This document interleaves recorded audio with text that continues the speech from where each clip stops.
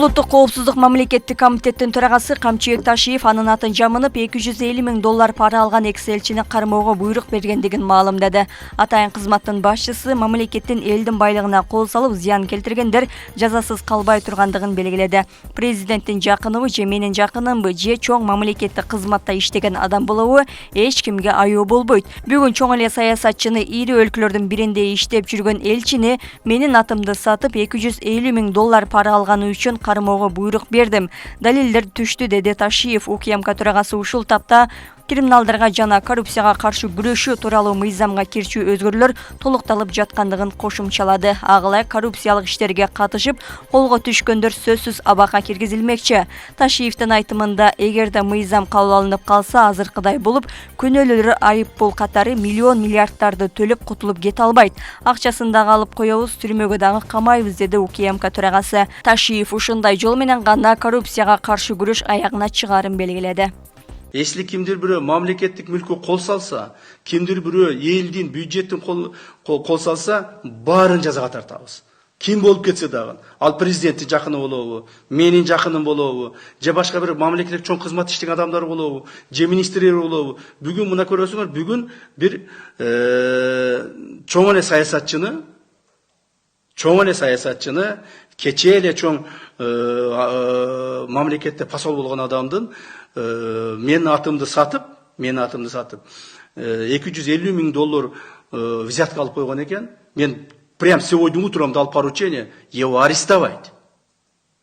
На него заявление поступило, показания поступило, видео поступило, фотографии поступило, как он получал эти деньги.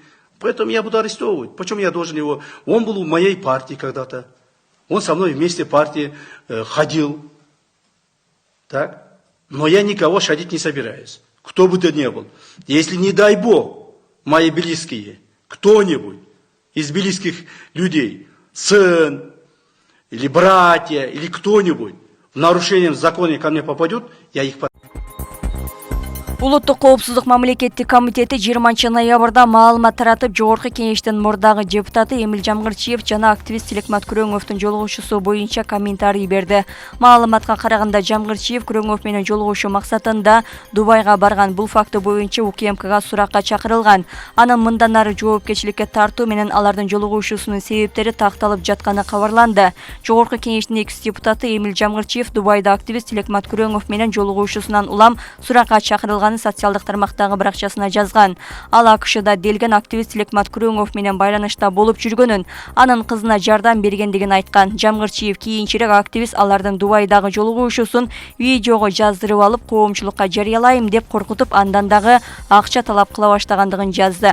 Буга чейин АКШда жүргөн Тилекмат Күрөңов Жамгырчиев Дубайга чакырып, авиабилет сатып бергенин билдирген. Келгенден кийин Кыргызстанга экстрадициялоо максатында милицияга өткөрүп бергендигин айткан. Журналист Болот Темиров Эмил Жамгырчиев Тилекмат Күрөңовдун паспортун уурдап алгандыгын, ал учуп кете албай калгандыгын социалдык тармактагы баракчасына жазган. Экс-депутат бул маалыматты төгүндөп жатат. Депутат Элдар Абакиров Бишкекте көмүр жагууга тыюу салууну сунуштады. Парламенттин жыйынында эл өкүлү иш маселесин көтөрүп, тыюу салуу абаны тазалоонун жалгыз жолу экендигин белгиледи. Шаардын четинде от жагылган жердин баарында дем алыш кыйын болуп калды. Ден соолугубузга терс таасир берип жатат. Өткөндө Кыргызгаздын өкүлү 2026 жылга чейин Бишкекти толугу менен газга өткөрөбүз деген. Демек 2 жылда толугу менен өткөзүп, андан кийин көмүр жана башка нерсени жакканга тыюу салууну сунуштайм. Ошол жол менен гана абаны тазалай алабыз, деди эл өкүлү. Президент Садыр Жапаров жылдын мугалими аталган Назгүл Канибековага батирдин сертификатын тапшырды. Жапаров мектепке чейинки жана жалпы билим берүү уюмдарынын мугалимдеринин республикалык кароо сынагынын жеңүүчүлөрүн сыйлаган. Канибековадан тышкары дагы 13 мугалимге акчалай сертификаттар тапшырылды. Президент мамлекеттик саясаттын негизги максаты мектептик билим берүүнү эл аралык стандарттарга ылайыкташтыруу экендигин белгиледи.